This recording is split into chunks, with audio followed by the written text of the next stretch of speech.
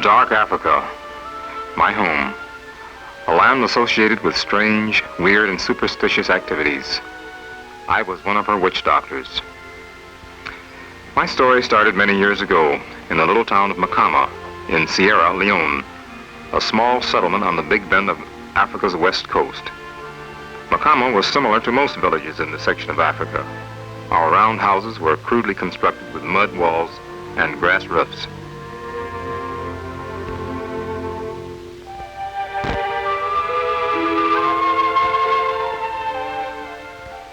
Our favorite pets were monkeys and chimpanzees, caught in the forest which closely surrounded our village. Like all children, we had our games, but our toys were stones and sticks, and the dust to mark in. A lime or an orange served for a ball. These were plentiful, but not very lasting.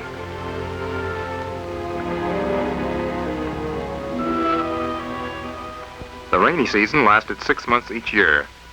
And during this time, the people were busy with their rice fields, and there was little time for entertainment, hunting, or other activities. Great droves of rice birds lived in our trees and fed on our limited rice farms. Even we boys worked. It was our job to keep the rice birds scared away with our slings. The counterpart to our rainy season was 6 months of dry weather. Nothing grew except swamp rice, and only a few owned such farms. At this season, the women had time to card and spin the cotton into thread and weave it into cloth.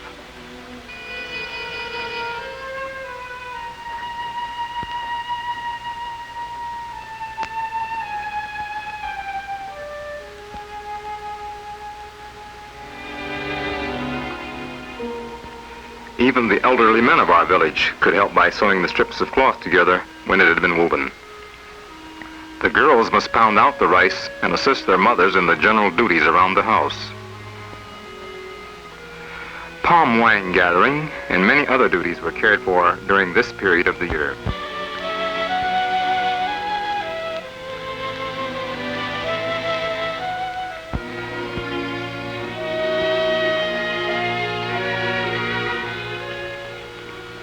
Either mother or big sister's back served as a cradle for our little ones.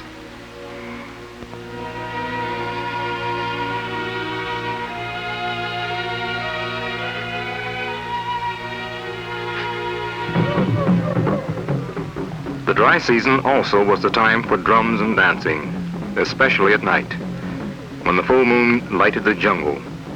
This was the time when our young boys and girls were initiated into their tribal societies.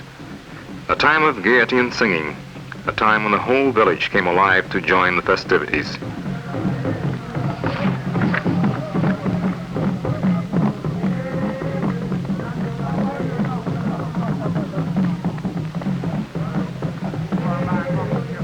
I was particularly proud of my village, for at one time my father was chief, but I never knew him, for he died before I was born. And I was sent to live with my uncle, a witch doctor, as deeply pagan as anyone could be. During this period, I was trained in the school of evil spirits, of mystery, a school of the pagans. As a swearman, my uncle always wore a certain holy robe for protection against evil spirits or invisible witch guns shooting at him. In this role, he and the spirits cooperated as a supreme court of appeals in matters of tribal, family, or personal misdemeanor. My uncle's services were in demand far and near. Often the chiefs and other leading men would send for him to come and swear persons accused of certain deeds, or place a curse upon someone.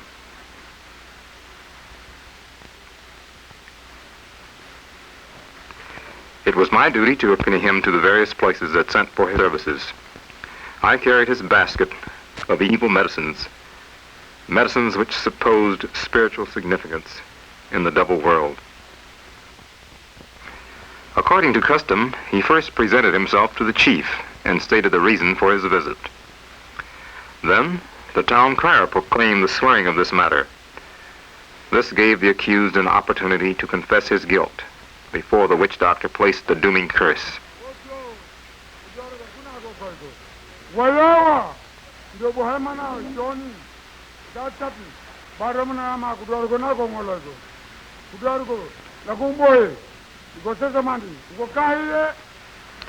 The weird ceremony of the swearing then proceeded to the rhythmic clanking of the witch doctor's little metal instrument.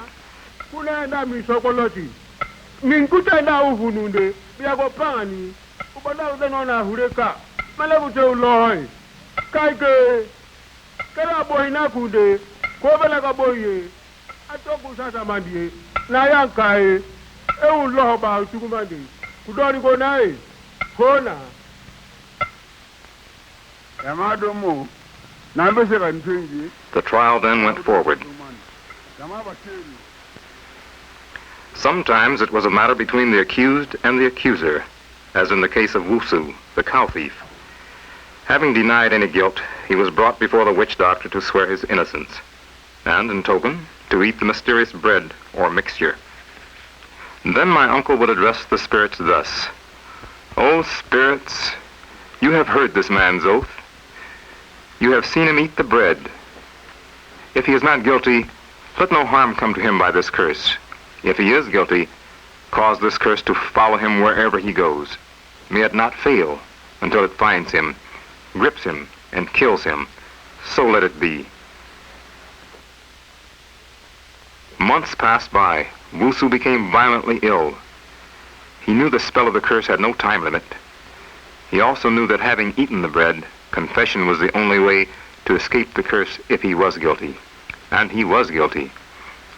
With the aid of his brother, he made the journey, and his brother fearfully pled for his life.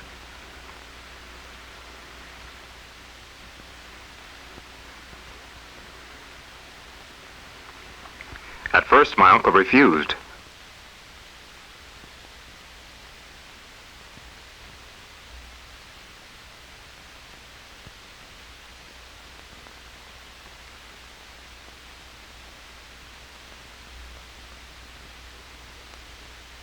Then, relenting, he draped his swear basket with new white cloth and directed the spirits of the medicine to release Wusu.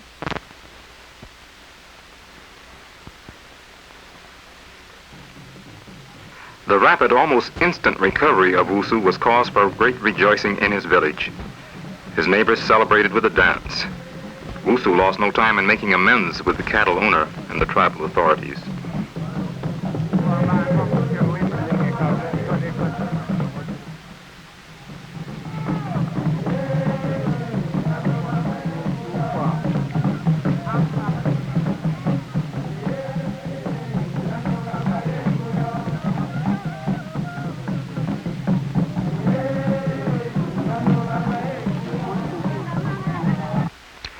As a witch doctor, my uncle had been a powerful man.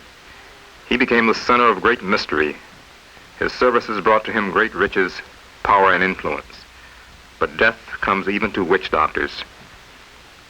His death was a great loss to our village, and many of the village women came to mourn with his wives. Following the burial, a special ritual was carried out to select his successor. It was weird and gruesome, but fascinating. His right thumbnail, right toenail, the scrapings from his tongue, and a lock of hair were placed on a bier draped in white. The bearers would seek the one appointed by the spirits. Moved by superhuman power, the bier suddenly came in my direction. I was elected. The significance of my new position awed me, and I needed to be alone. I felt heavy with responsibility, but I feared to reject the appointment lest I offend the spirits and become the object of their wrath. But why refuse? My uncle had been famous, powerful, and wealthy, and so would I. Like him, I would possess superhuman powers. Thus I gave myself to the devil spirits and Monk and I, became a witch doctor.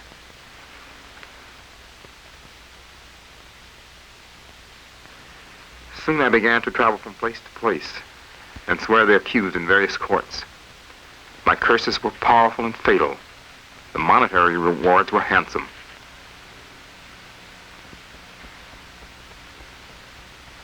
One victim was struck by lightning. Another fell to his death from a tall palm tree. A woman was snake-bitten. Though her family did all they could to save her, her foot became so bad that she finally died. Nothing could save her. A young man drowned in a jungle stream. At other times, my curse brought violent illness, acute abdominal pains and bloating, with blood and froth issuing from the nose and mouth. Yes, I was sure the spirits could separate the innocent from the guilty. As an agent of death, all property of the victim became mine. I became wealthy. This life was sweet to me, and continued so for several years. The welcome darkness of my heart was great. I knew nothing better, fellow tribesmen giving a message to my people. I listened and became disturbed. He spoke of God's love and forgiveness and a life that never finished. His words set me thinking. Was he a spirit? Was his God stronger than my spirits? Could he possibly know God and be sure of it? I dared not think any longer. But he came back again and again, always early in the morning before the people scattered to their work. He received no gifts of rice, chickens, or money, but he didn't mind. At first it was a mere curiosity. Now I became serious. I must know more about his word, though I feared the knowledge would not be pleasant. Their numbers were increasing in neighboring villages. People gave up their Carithes and devil worship, and were happy in doing it. It was evident in their singing. This was strange to my ears. Who was this Jesus they sang about and prayed to? And why was it that they kept one day of the week as a holy day? Something was different about these people. Their singing was beautiful and joyful. They said as witch doctors. They were not enemies. I would forget them. The men met together and discussed what they had heard about the preacher and his messages, but were not greatly disturbed. Except for the meetings of this new religion, life continued in our village about as usual. Our women went about their work in the usual way. Some of them had turned to the Jesus way, but they were still good wives and fulfilled their duties and seemed to do them even more joyfully. I continued my work as a swearer. My devils were powerful. My mysterious, weird ceremonies helped me forget the Christians momentarily. But when alone, the haunting thoughts returned, colored my dreams, disturbing my waking hours. I was irritated and determined to fight with all the power of my spirit world. I demanded of the spirits to curse these followers of Jesus Christ. Cunningly, I planned my ceremonies to coincide with the Christians' meet to disturb their worship. I was baffled to learn that at such times they changed to prayer, particularly for me. I must learn more about such faith before I could fight it. I attended the next meeting and was surprised at their friendliness. They knew me, yet were unafraid. They sang with evident joy. I could not escape their happiness. Who was this Jesus who made people so happy? As I listened, I learned that Christ was a real person living in the hearts of these people. But I was shocked to see fellow tribespeople give up their fetishes, confess they gave no peace, and choose the Jesus way. But the mumbling I heard convinced me that I was not alone. In my feelings, the spirits were disgraced openly.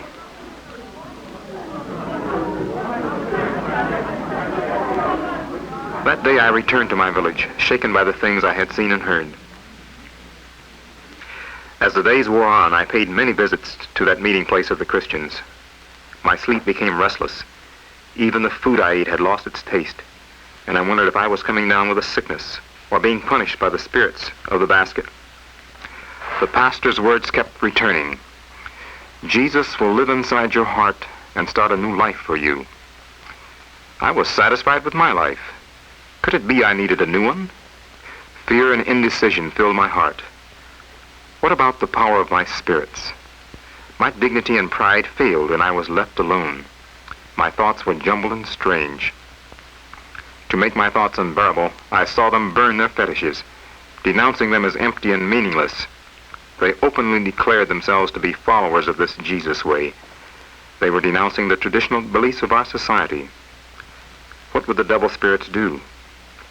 I was again horrified as the wind suddenly blew the smoke toward me. The devil spirits were at work. I wished for my ceremonial robe. I went again to service. There I asked, is it possible to follow this way of Christ and hold the sacred medicines too? He answered me by saying, you don't cross the stream with one foot in one boat and the other foot in a second boat. Now I understood my greatest fear. The wealth, prestige, and power as represented in my sacred medicines combined my satanic authority. My heart and mind were disturbed. My dreams swirled through awful experiences. I awoke often with a start, cold and frightened. Now I must talk with the pastor. Upon revealing my dreams to him, I was told God was talking to me. I knew he was right. I asked, what does he want me to say? How can I talk to him? Simply, as to a child, he told me of a God of love. Mine were spirits of hate and wrath. I was tired from sleeplessness. He said I could find great rest and peace if I wanted to try. I knelt, talked to this Jesus, asked him to come inside and forgive me. I'd heard this name long ago but forgot it. Now it came back like a distant light. With it came peace and forgiveness. But a major step in my conversion was yet to come. The next day my services were requested by a chief 6 days' journey away. My first big test. Like the pastor said, when your new life begins, the appeal of the old one ends. I explained my conversion. The messenger left speechless and amazed. The next question was, what should I do with the basket? It was a family possession and not mine to destroy. But after talking with God, a plan of action became clear. I simply called the family together and asked if anyone wanted these medicines. And to my amazement, one after another, they refused them.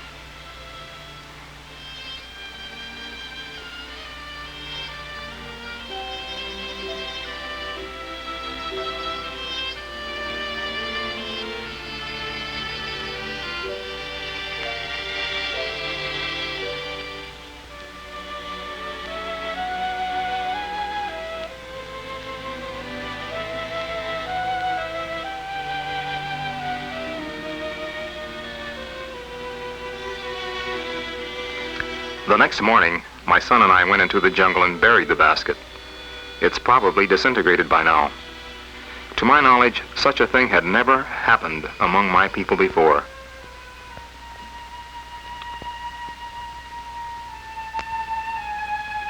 My transformation continued to surprise others as much as it did me. In a short time, I was leading the morning and evening prayers daily in the village. My former fame and prestige was a strong influence on my people. As more and more of the people turned to the Jesus way, the two strong secret societies of our village were badly weakened. The dwindling societies made the chief angry. He threatened to flog all Christians who left the village to attend Sunday services. We were not disrespectful, but we refused to be frightened. I led the way. Angrily, he flicked his whip. But no one was struck. To his surprise and ours, he could do nothing, and he hated us more than ever.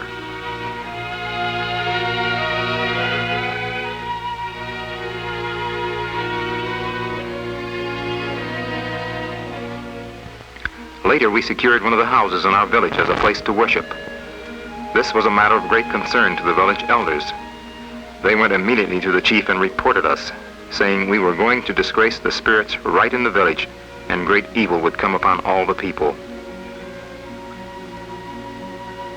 The chief was enraged.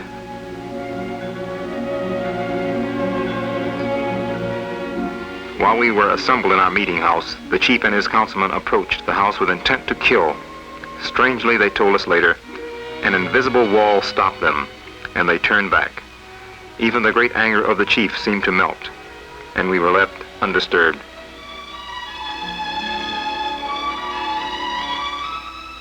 We prayed for the chief, and again, like myself, he soon became one of us. Until we accepted the Christian way, our days were all the same. There was no Sunday of worship. Besides our personal farms, each one of us worked a portion of the chief's rice farm, and I, with my 7 wives and 40 children, had a particularly large assignment. Now I had let all my wives go but one, providing for them as generously as I could. However, this had not lessened my assignment, and to show his authority, the chief ruled that each of us must work some portion of each day on his farm. Naturally, we refused to work on Sunday and attended services instead. But strangely, the rice areas worked by us on his farms were always the best, and he could find no complaint. Again, we saw God working for us. Though we had a happy home, all troubles were not past. My wicked past continued to haunt me. Long before I had accepted gifts and money from a man to swear a palaver for him at such time that he should need me. Now he came for me to make the swear. Naturally, I could not fulfill my promise, and I had spent the money providing for my 6 former wives and could not repay him. In anger, the offended man reported me to the chief. Since becoming a Christian, I had learned to turn to God in times of trouble. Now I turned to him again. My pastor friend and I answered the summons together. Before the chief, I confessed my error and prepared to take my punishment. I offered to return the robe the man had given me and ask his forgiveness for my wrong. Then my accuser's wife did an unprecedented thing. She interrupted the council and begged earnestly that her husband forgive me. Suddenly he softened and would not even accept my robe which he had formerly given me. My new life in Christ was paying unexpected rewards. The day before I was to be baptized, I was taken with chills and fever. Believing this of satanic origin, I called for the pastor to come and pray with me. He did so, and his prayer was answered. The next morning I was well, and the baptism was carried out as planned. While many people gathered to watch, my faith was greatly strengthened through this victory.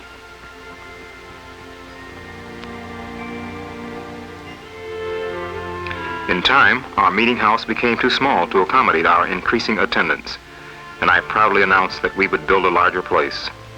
But where? Then I thought of the sacred forest in the center of town. It was a daring scheme, but as a witch doctor, I had control of this place. Why not now? When we told the chief of our plans, his wrath was terrible to see, and he flatly forbade the idea. Frankly, I still feared the evil forces I once served, and we spent the night in prayer. In our prayers, we found the answer and the strength to carry out our plan. The next morning, we busied ourselves clearing the site for the new structure. The sacred stones, once used even for human sacrifices, were buried under the church platform. The strange doings in Makama were talked of for miles around. As the work proceeded, it became a race to complete the structure before the rainy season. And again, God worked for us. Christians from near and far who had heard of my conversion and our efforts to build a church sent us help in money and materials. Christians from America supplied the roofing, and we completed the work ahead of the rains. The day of dedication was a day of great rejoicing. Unexpectedly, the once threatening chief gave the customary door-opening gift to share in our triumph. Thus, this spot in the jungle, once sacred to the world of devils and darkness, became holy to the God of light and life. This was a great day in my life as well, and the years since have been golden to me. I've watched the church reach out in a widening circle, making new friends for Christ and serving more and more of our people. I've watched people come from the depths and darkness of the jungle, their faces filled with wonder and their hearts heavy with the burden of sin. I have seen them leave with peace in their hearts and a love for their fellow tribesmen which made a great impact on our entire village. Wearily I lay me down to rest. My master calls me home. With thanks I leave behind the work begun in Jesus' name, confident the light we have lighted will continue to grow until all darkness is finally destroyed, and the light which has shined in my heart will light the hearts of millions of my fellow countrymen.